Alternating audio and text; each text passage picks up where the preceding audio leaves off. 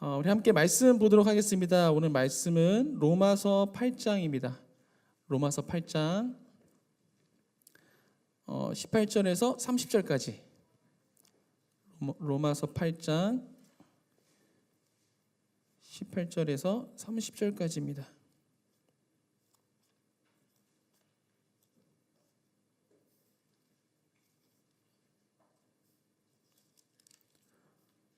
로마서 8장 18절부터 30절까지 우리 한 목소리로 읽도록 하겠습니다. 시작. 생각하건대 현재의 고난은 장차 우리에게 나타날 영광과 비교할 수 없도다. 피조물이 고대하는 바는 하나님의 아들들이 나타나는 것이니 피조물이 허무한 데 굴복하는 것은 자기 뜻이 아니오 오직 굴복하게 하시는 이로 말미암음이라. 그 바라는 것은 피조물도 썩어짐의 종 노릇한 데서 해방되어 하나님의 자녀들의 영광의 자유에 이르는 것이니라. 피조물이 다 이제까지 함께 탄식하며 함께 고통을 겪고 있는 것을 우리가 아느니라. 그뿐 아니라 또한 우리 곧 성령의 처음 익은 열매를 받은 우리까지도 속으로 탄식하여 양자될 것 곧 우리 몸의 속량을 기다리느니라. 우리가 소망으로 구원을 얻었음에 보이는 소망이 소망이 아니니 보는 것을 누가 바라리요. 만일 우리가 보지 못하는 것을 바라면 참음으로 기다릴지니라. 이와 같이 성령도 우리의 연약함을 도우시나니 우리는 마땅히 기도할 바를 알지 못하나 오직 성령이 말할 수 없는 탄식으로 우리를 위하여 친히 간구하시느니라. 마음을 살피시는 이가 성령의 생각을 하시나니 이는 성령이 하나님의 뜻대로 성도를 위하여 간구하심이니라. 우리가 알거니와 하나님을 사랑하는 자 곧 그의 뜻대로 부르심을 입은 자들에게는 모든 것이 합력하여 선을 이루느니라. 하나님이 미리 아신 자들을 또한 그 아들의 형상을 본받게 하기 위하여 미리 정하셨으니 이는 그로 많은 형제 중에서 맏아들이 되게 하려 하심이니라. 또 미리 정하신 그들을 또한 부르시고 부르신 그들을 또한 의롭다 하시고 의롭다 하신 그들을 또한 영화롭게 하셨느니라. 아멘. 네, 저는 오늘 나타날 영광 이런 제목으로 함께 말씀을 나누고자 합니다. 네. 어느덧 2월도 다 지나갔습니다. 네, 오늘이 2월 28일이죠. 보통 같으면 이제 오늘이 2월 마지막 날인데 윤달이라고 하죠, 윤달. 그래서 내일 29일까지 있고 이제 3월 달이 이제 시작되어집니다. 네. 시간이 정말 빠른 것 같습니다. 네. 가끔 집에 있으면 저희 그 첫째 아이가 그 레나가 이제 초등학교 2학년 됐거든요. 레나도 가끔 얘기합니다. 시간 너무 빨리 지나가는 것 같다. 뭐가 그렇게 빨리 지나가는지 모르겠지만 네, 아이도 그렇게 느낄 만큼 시간이 참 빠르게 지나가는 것 같습니다. 저희가 2월 한 달 동안 매일 말씀을 어디를 나눴었죠? 그렇죠, 욥기. 이제 3, 4월 큐티책을 받아 보니까요, 3월 달 동안은 이제 요한복음을 저희가 나누고 이제 4월부터 다시 욥기를 나누더라고요. 그래서 2월 달 동안 욥기의 그 절반을 저희가 이제 묵상한 건데 어떠셨나요? 묵상하시면서 욥기. 네, 묵상하고 계시죠? 저희 청소년 교회도 이제 큐티 책으로 이제 묵상을 하고 있습니다. 청소년들도. 그래서 청소년용 큐티 책이 있어서 이제 청소년용 책으로 묵상을 하고 있는데 뭐 저희가 보는 책하고는 내용이 조금 이제 다르더라고요. 같은 본문인데 그 속에 있는 글씨들이 좀 다른 거죠. 아무래도 이제 청소년의 관점에서 이제 묵상을 이렇게 돕다 보니까 좀 내용이 조금 다른 것 같아요.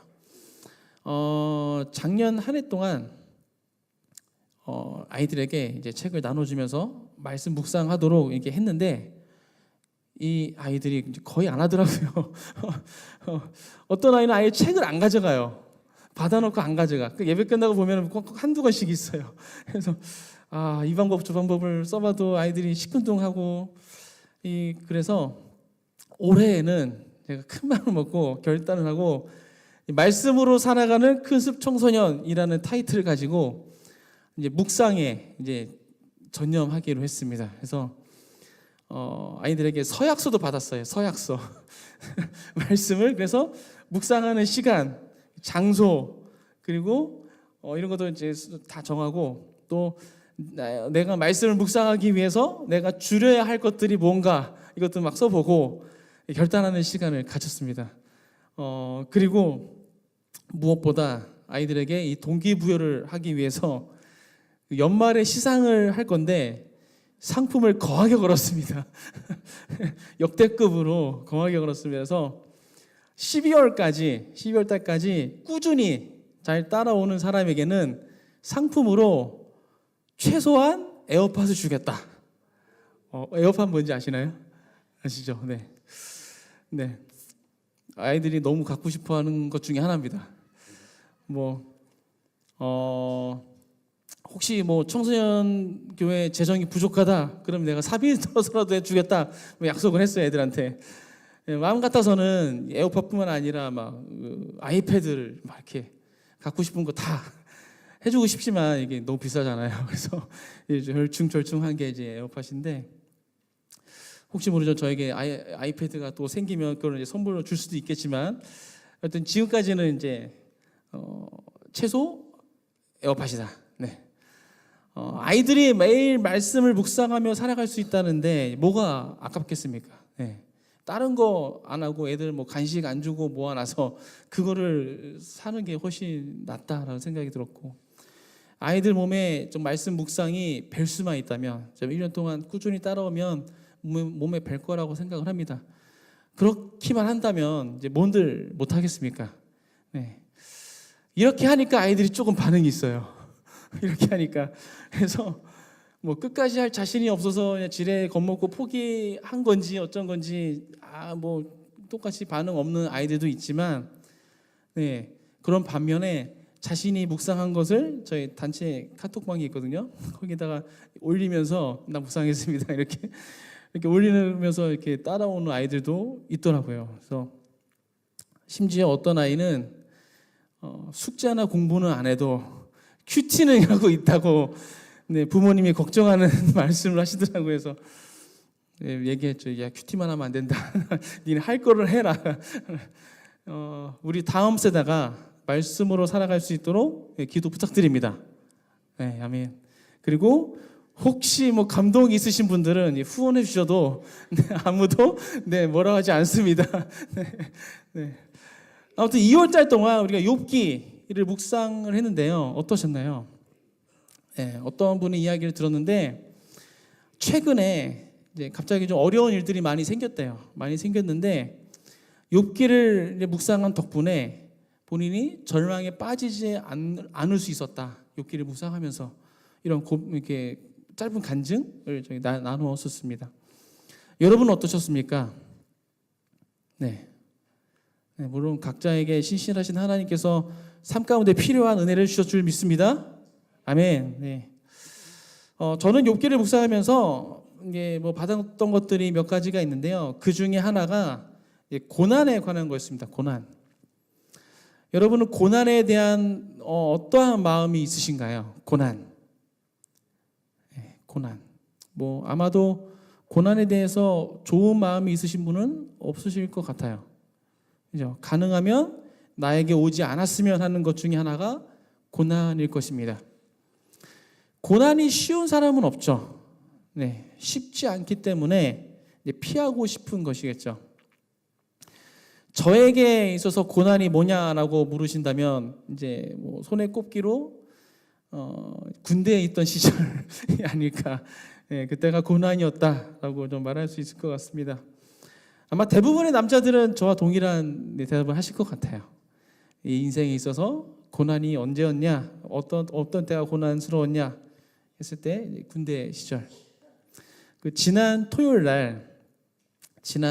날 저희 주일 예배팀 중에서 한 분이 식사를 이렇게 대접하시겠다고 해서 예배팀이 한번 이제 회식을 했습니다.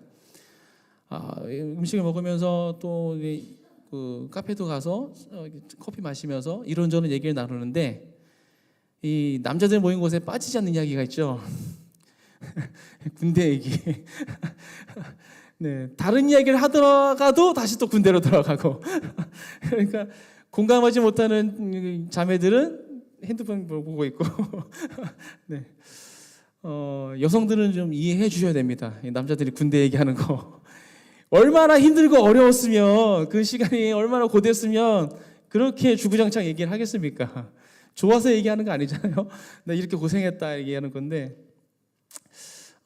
저희 집에는 아직 군대를 안 간 남자가 한 명 있습니다. 이제 2달 있으면 이제 만 6세가 됩니다. 지금은 이제 좀 덜 그런데요. 재작년쯤에 이 아이에게는 아주 심각한 걱정이 있었어요. 예, 그 걱정은 바로 군대 가기 싫다는 거였습니다. 어느 날 뜬금없이 또 자기 얘기했다고 또 집에 가서 뭐라 할 텐데 사전에 협약이 안 된 거라서 어느 날 뜬금없이 자기는 군대 가기 싫은데 어떡하냐고 막 울먹울먹 하는 거예요. 아니 얘가 어디서 무슨 얘기를 들었는지 모르겠는데 그래서 군대 갈 걱정을 하고 있나. 그래서 너무 뭐 황당하기도 하고 또 그렇게 고민하는 그 아이의 모습이 귀엽기도 했습니다. 군대는 4살 아이에게도 고난인 것입니다. 네. 성경에서 이제 고난하면 떠오르는 인물들이 있죠. 대표적으로 누가 있을까요? 3사람을 꼽을 수 있을 것 같습니다. 고난하면 떠오르는 인물. 예, 욥기 우리 옥상에 있으니까 욥 또 네, 바울 또 있죠. 예수님. 네, 저는 이렇게 3명을 좀 꼽았어요. 뭐 더 있겠지만 오늘 본문인 저자, 아까 말씀하셨듯이 사도 바울도 이제 고난하면 우리가 빼놓을 수 없는 인물 중에 한 명입니다. 사도 바울도 누구 못지않게 고난을 경험했죠. 예수님을 만난 이후 사도 바울의 그 삶의 절반 이상이 고난이었다 해도 과언이 아닐 것 같습니다. 여러 지역을 다니면서 복음을 전했기 때문에 이제 가는 곳마다 핍박을 받고 또 막 매맞고 또 감옥에도 갇히고 당시 그 감옥이라는 곳이 지금 우리가 이 시대에 있는 감옥과는 차원이 다른 곳이잖아요. 지금 감옥은 막 옷도 주죠, 이불도 줄 것이고 밥도 챙겨주고 막 운동도 하고 막 시설이 되게 이게 뭐 TV에 나오고 보면은 좋은 것 같아요. 하지만 가면 안 됩니다. 가서는 안 됩니다.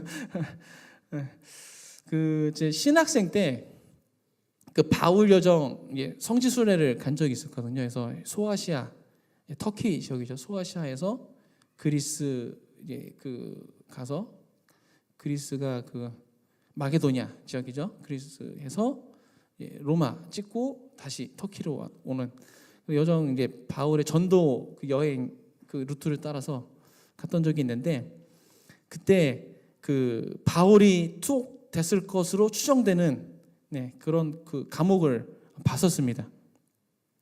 지하에 굉장히 비좁고 이렇게 막 매끄러운 시멘트가 아니라 이렇게 닿으면 살이 찢어질 것 같은 그런 막 거친 돌로 된 벽과 바닥이 그렇게 되어 있는 그런 곳이었습니다.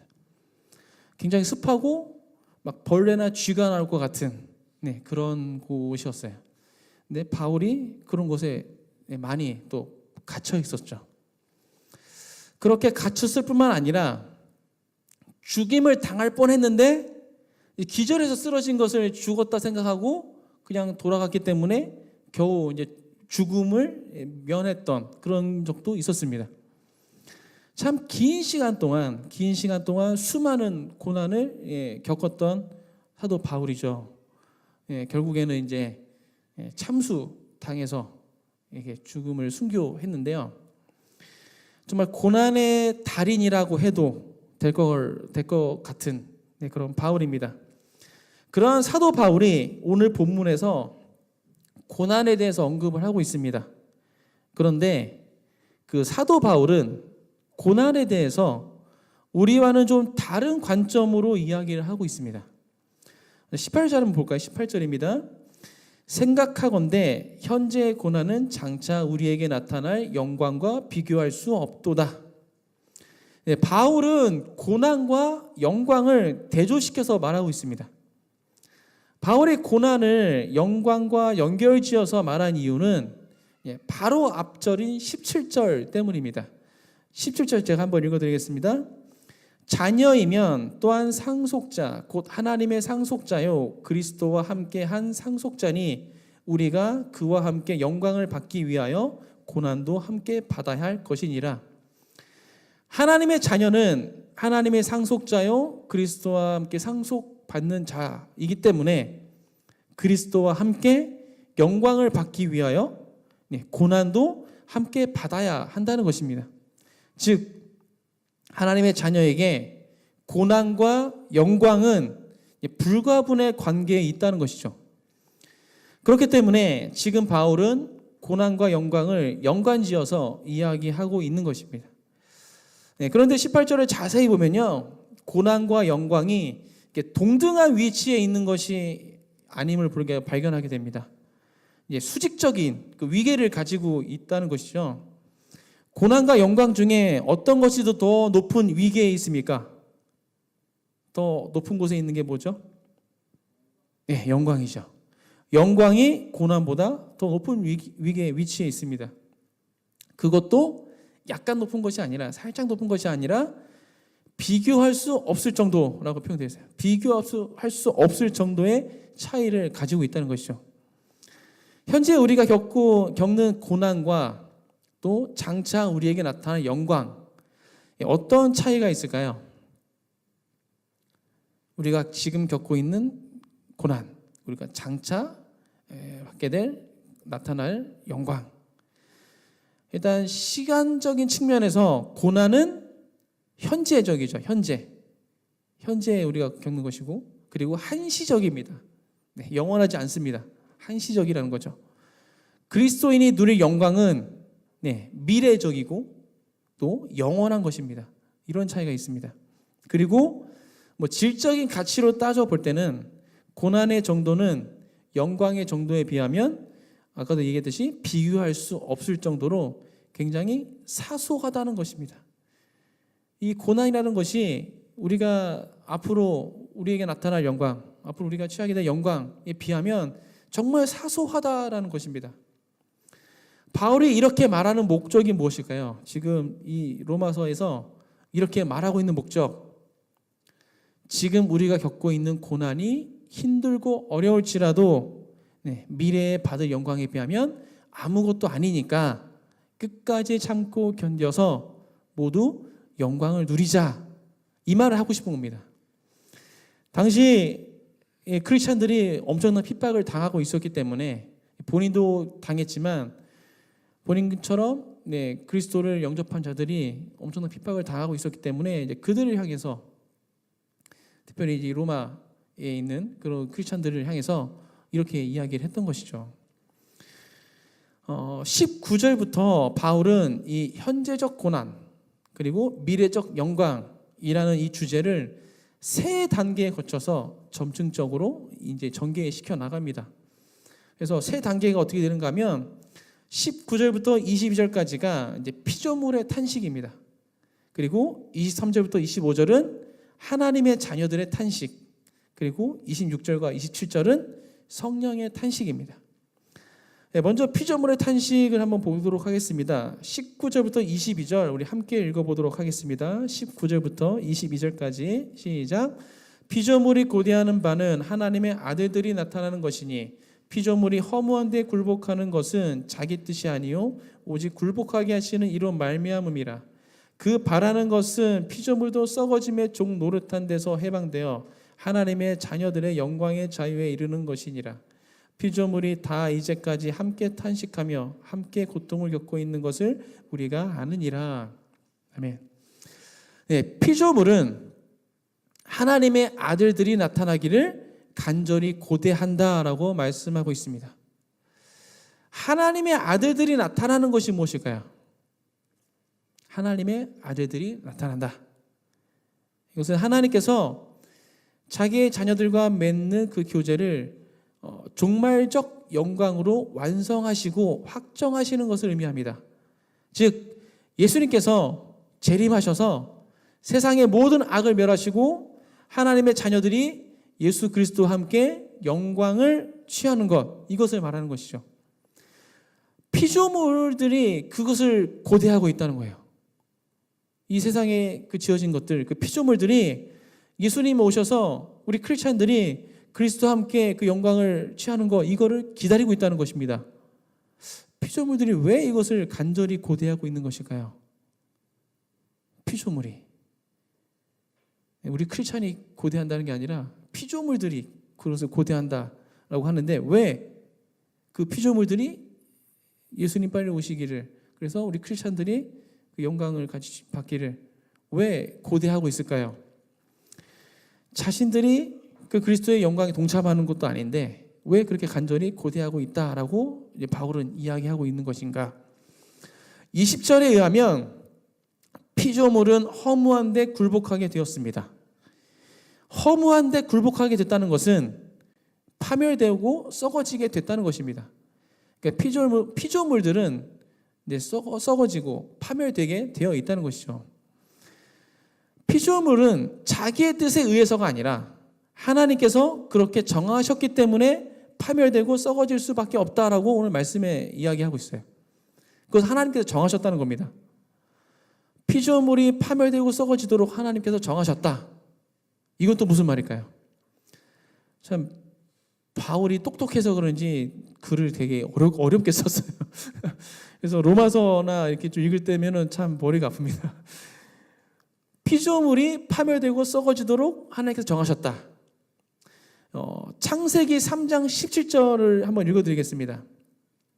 아담에게 이르시되 내가 내 아내의 말을 듣고 내가 먹지 말라 한 나무의 열매를 먹었은즉 땅은 너로 말미암아 저주를 받고 너는 내 평생에 수고하여야 그 소산을 먹으리라. 아담과 하와가 선악과를 먹음으로 인해서 아담과 하와가 벌을 받으면 물론이고 땅이 저주를 받게 됐습니다. 아담의 죄로 인해서 모든 피조물이 저주를 받게 됐다는 것입니다. 그렇기 때문에 이 허무한데 굴복하게 되었다는 것이죠.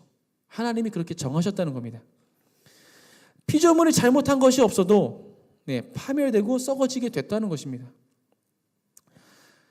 며칠 전에 뉴스를 보니까요, 우리나라에서도 이 바다의 수온과 염도를 측정했다라는 이제 그 뉴스 보도를 봤습니다. 그런데 그 결과가 바다 수온이 지금까지 측정했던 그 역대의 최고치를 갱신했다라고 해요. 최고 높은 온도가 나왔다는 것이죠.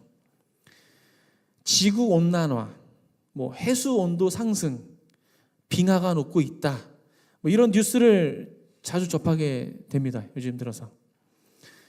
빙하가 녹으면 바다의 온도가 상승하게 되죠. 그러면 해수면도 상승합니다. 빙하가 녹아서.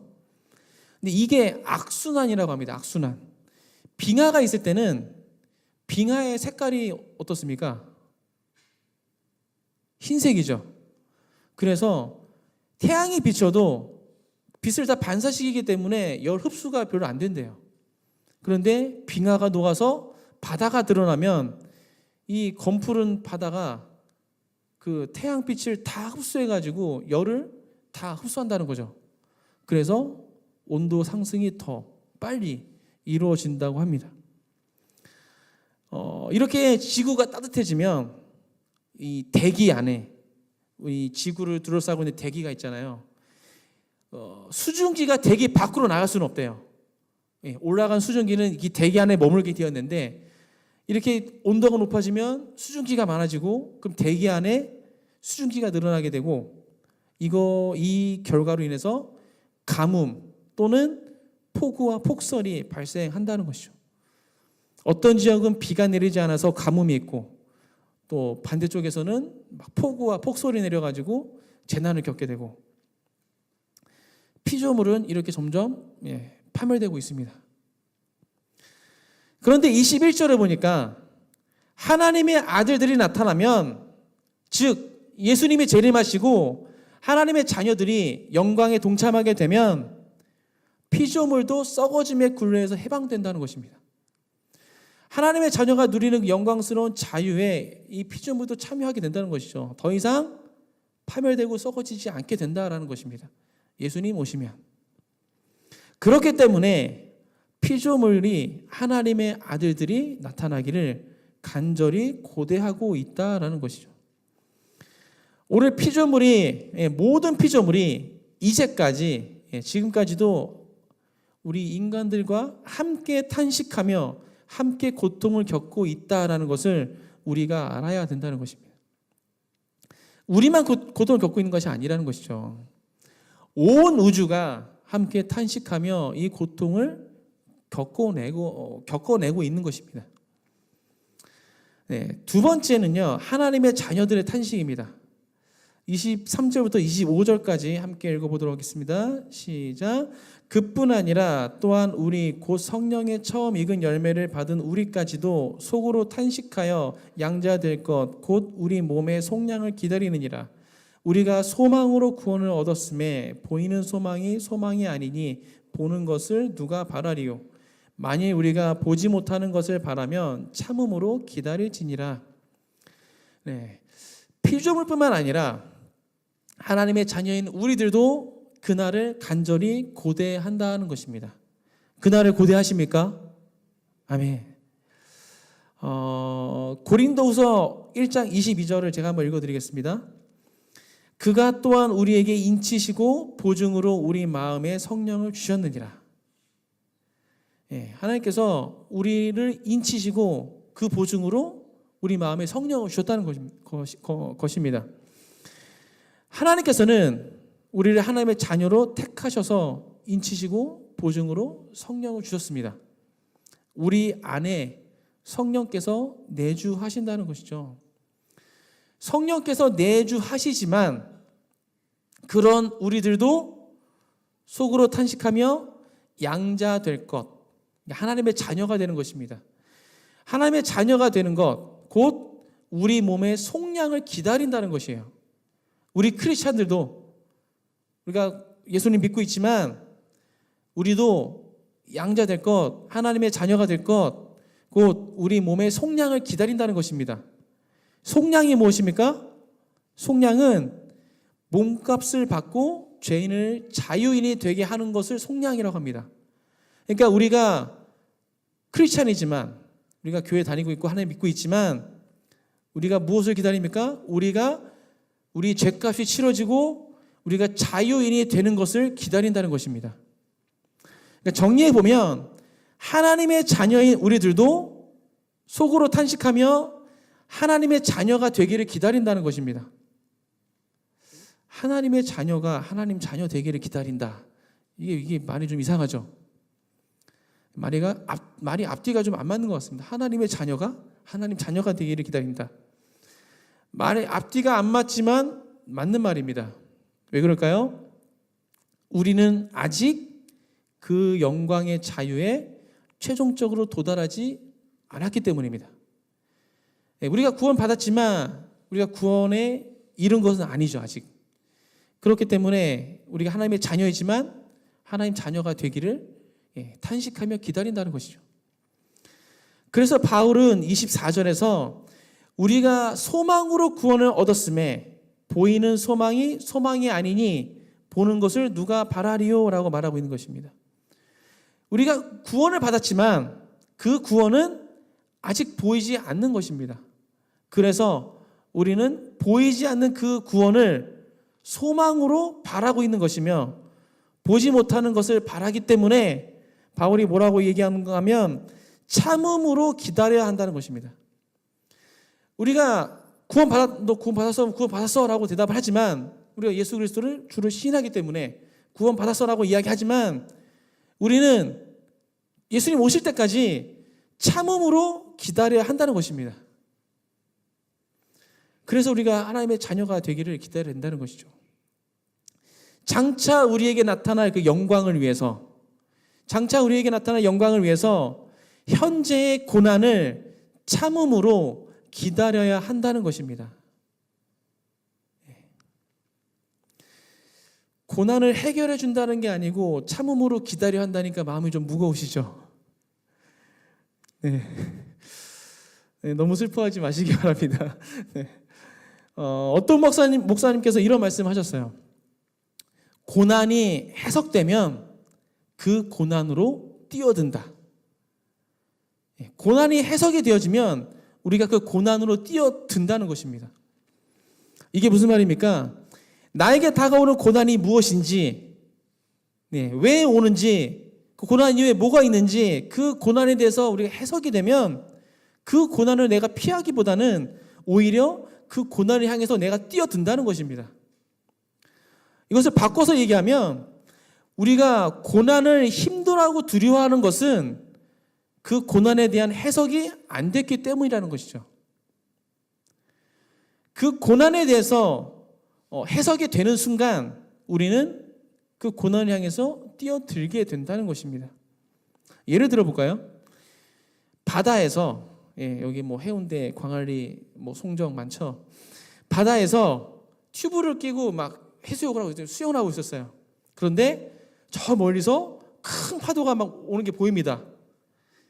이때 그 파도에 대해서 해석이 안 된 사람은 어떻게 하겠습니까? 도망쳐야죠. 정신없이 빠져나와서 도망칠 것입니다.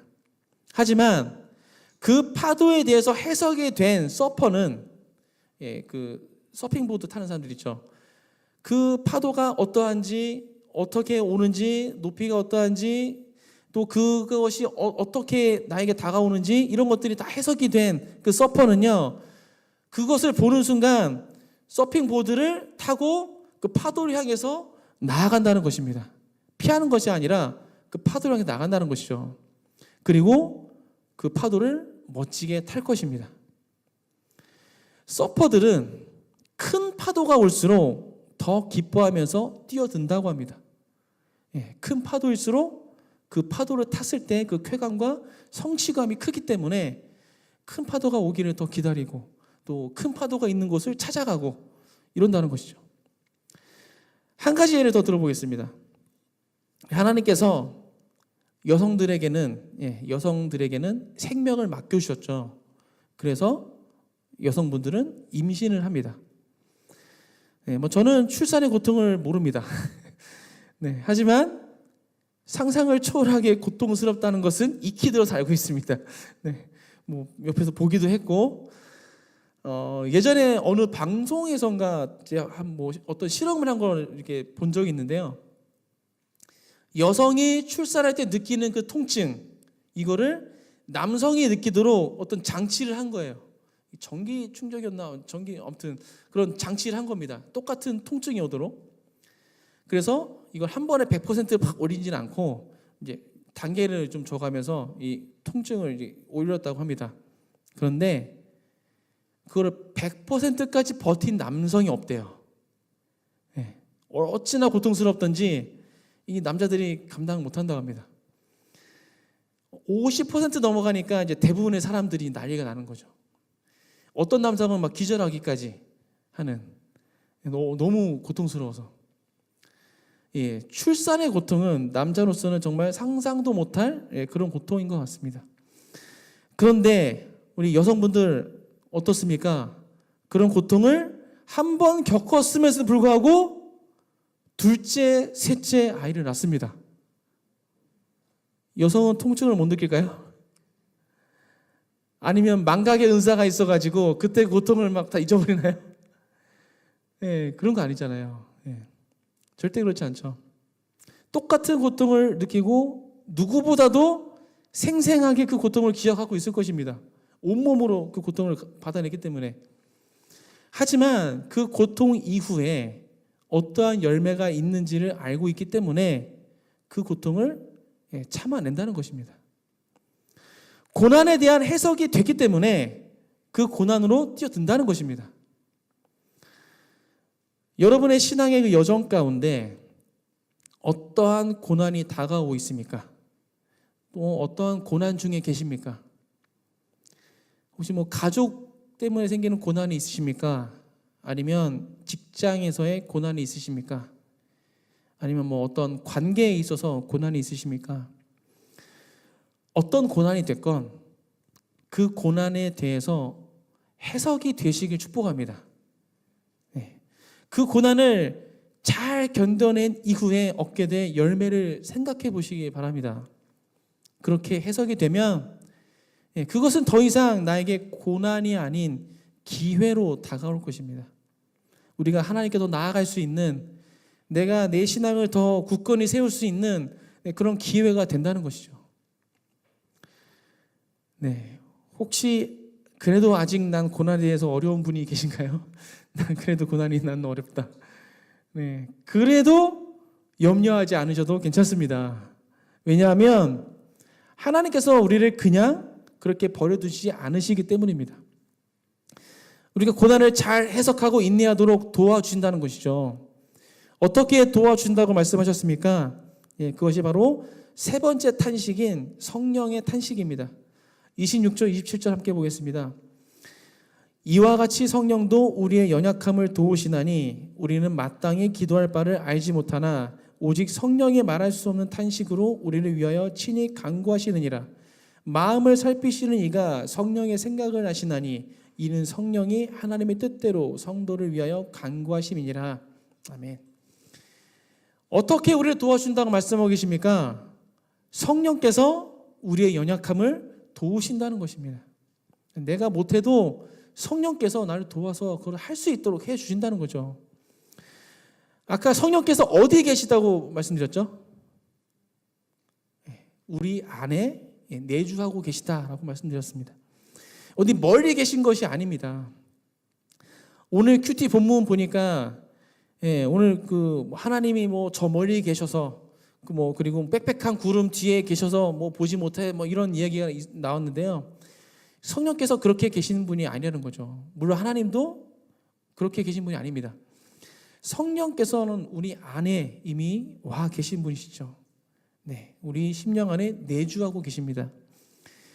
그 성령님께서 우리의 연약함을 다 아시고 도와주신다는 것입니다. 어떻게 도와주십니까? 우리는 마땅히 기도할 바를 알지 못하나 오직 성령이 말할 수 없는 탄식으로 우리를 위하여 친히 간구하신다는 것입니다. 그것도 뭐 성령님 혼자서 독단적으로 간구하시는 것이 아니라 하나님의 뜻대로 우리를 위해서 간구하신다라고 오늘 말씀에서 이야기해 주고 있어요. 아직 고난이 해석이 잘 안 되고 두렵다고 해도 낭망하거나 절망하지 마십시오.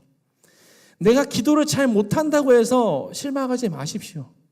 네, 여러분 안에 계시는 성령께서 말할 수 없는 탄식으로 여러분을 위해서 간구하십니다. 아멘. 네, 말씀을 정리합니다. 네, 우리가 예배팀 나와도 됩니다. 우리가 신앙의 여정을 걸어가는 동안 고난이 없을 수는 없습니다. 아까도 말씀드렸지만 우리가 현 시대에 겪는 고난과 나타날 영광, 이것은 불가분의 관계에 있는 것이죠.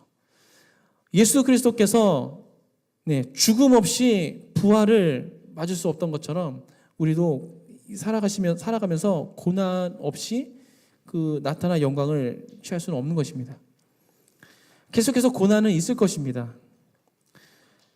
하나님께서는 전전능하신데 왜 우리의 그 고난을 없애주지 않으실까요? 전지전능하신데 모르는 게 없으시고 못하시는 게 없으신데 왜 우리의 인생 가운데 고난을 이렇게 제해주지 않으실까요? 하나님의 자녀인데 왜 하나님의 자녀가 고난 겪는 걸 보고 계실까요? 우리나라는 여름마다 찾아오는 불청객이 있죠. 태풍이 있습니다. 태풍 여름마다 찾아옵니다. 매해마다 그 규모와 횟수는 다르지만 항상 찾아왔던 것 같아요. 그렇게 태풍이 지나가면 어떻게 됩니까? 뭐 인명 피해가 있을 때도 있고 재산 피해도 있고 여러 피해가 발생합니다. 태풍이 지나가면 이러한 피해가 있다라는 걸 하나님께서도 아실 텐데 왜 태풍을 만드셨을까요? 태풍이 우리에게 큰 피해를 주는 것은 맞지만 이 지구의 생태계를 위해서는 태풍이 반드시 있어야 한다라고 합니다. 만약 태풍이 없으면 어떠한 현상이 발생하는가 하면요, 적도 부근에 있는 열이 극지방까지 옮겨지지가 않아서 지구의 그 온도 균형을 유지할 수가 없다고 합니다. 태풍이 없으면. 적도는 계속 뜨겁고 극지방은 계속 춥고 이게 균형이 있어야 되는데 태풍이 없으면 이게 안 된다는 거죠. 그리고 태풍이 지나가지 않으면 지구의 여러 곳에서 물 부족 현상이 발생된다고 합니다. 실제로 2020년도에 대만에 그 한 해 동안 태풍이 한 번도 안 지나갔대요. 그래서 그 대만에서는요, 2020년도에 심각한 가뭄을 겪었다고 합니다. 태풍이 안 지나가서. 그리고 태풍의 그 강한 바람은 바닷속 깊은 곳까지 닿아서 해수를 섞어준다고 합니다. 저 심해와 바다 표면을 다 이제 뒤섞어주는 거죠. 그렇게 해줌으로써 심해까지 산소를 공급해주고, 그래서 조류와 어족자원을 풍성하게 하는, 그렇게 하면서 그 바다 생태계를 활성화시켜주는 역할을 한다고 합니다. 태풍은 우리에게 피해만 주는 것 같은 것처럼 보였지만 실제로는 지구를 위해서 반드시 필요했던 것입니다. 고난 또한 마찬가지라고 생각합니다. 만약 고난이 우리에게 필요하지 않다면 하나님께서는 절대 우리에게 고난을 허용하지 않으셨을 것입니다. 우리의 아빠, 아버지 되시는데 어느 아빠가 자녀가 고통받기를 바라는 아빠가 어디 있겠습니까? 필요하지 않다면 다 치워주셨을 것입니다. 뭐 일일이 하나하나 왜 필요한지 다 설명할 수는 없지만 지금 나에게 다가온 그 고난 역시 나에게 필요한 것이기에 하나님께서 허용하셨다는 것이죠. 하나님은 그 누구보다 하나님의 자녀가 그 영광의 자유에 최종적으로 도달하기를 바라고 계시는 분이십니다. 우리가 탄식하며 곧 기다리는 것보다 하나님께서는 더 크게, 더 많이 바라고 계신다는 것입니다. 그렇기 때문에 28절 말씀처럼 하나님을 사랑하는 자, 곧 그의 뜻대로 부르심을 입은 자들에게는 모든 것이 협력하여 선을 이루는 줄 믿습니다. 하나님은 지금도 살아계셔서 온 세상을 통치하고 계십니다. 아멘. 하나님은 우리에게 다가온 그 고난마저도 사용하셔서 영광의 자유에 도달하도록 하시는 분이십니다. 아멘. 그 하나님을 신뢰하심으로 모든 고난을 능히 이겨내시는 모든 큰 가족 되시길 주님의 이름으로 축복합니다. 우리 함께 기도하도록 하겠습니다. 우리 기도할 때 우리 먼저 이것을 위해서 기도하겠습니다. 하나님, 우리 인생 가운데 고난이 없을 수는 없다고 들었습니다. 고난이 나에게 와야 된다면 주님, 나의 눈을 여셔서 나에게 지혜를 부으셔서 그 고난을 해석할 수 있도록 도와주옵소서. 그 고난이 어떠한 고난인지, 또 그 고난 이후에 어떠한 것이 오게 되는 것인지 내가 그것을 해석하여서 그 고난을 두려워 피하는 것이 아니라 그 고난을 향해서 내가 달려나갈 수 있는 자가 되게 해달라고 이 시간 주님의 한번 부르고 함께 기도합니다. 주여!